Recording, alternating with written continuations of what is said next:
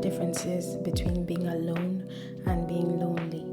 Being alone is not as intense as being lonely. Being alone means that you're just by yourself. Nobody is around you at the time. Sometimes it's by choice, and other times it's not by choice. Maybe people are busy. They had one or two reasons to leave that place at that time. So you're left on your own. You're left to be by yourself.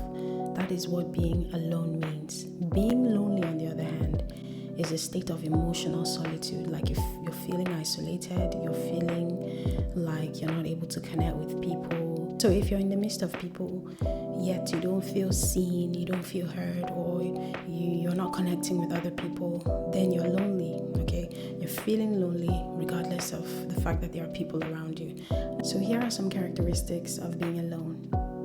Number one, it's by choice. You just feel like you want to be alone, all right, for whatever reason. And sometimes it's not really your choice to make, but people just have things to do, so they are not there with you at that time.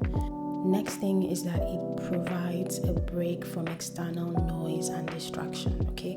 When you're on your own, you tend to focus, like I said. You have time to rest, you have time to recharge, you have time to do things that you normally would be too busy to do.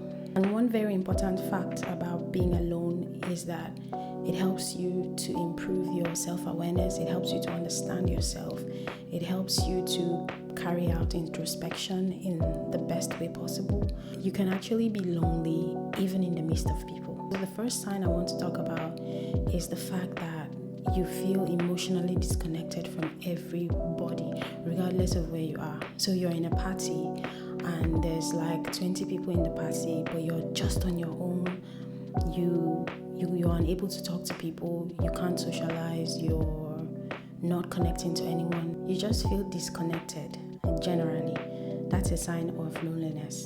The next sign is experiencing sadness, loneliness, and longing to connect, okay?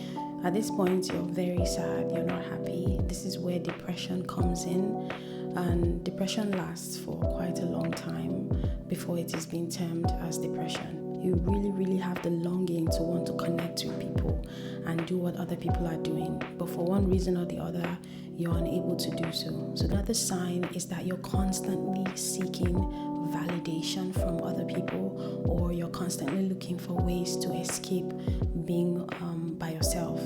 When I talk about validation, I mean you're always looking for a way to make yourself to be accepted by other people. You're always trying to please other people. You're always trying to do whatever it takes for people to accept you, social acceptance. Those things is a sign that you're lonely, because if you're not lonely, you wouldn't really need validation from other people. You will only do what you feel is the best thing for you to do at that point. And as long as you're not hurting anyone, you'll be comfortable with the choices that you make. But when you're constantly trying to do things and change yourself to suit other people or to be accepted by other people, it's a sign of loneliness. The last sign I'm going to talk about is the constant feeling of the fact that nobody understands you.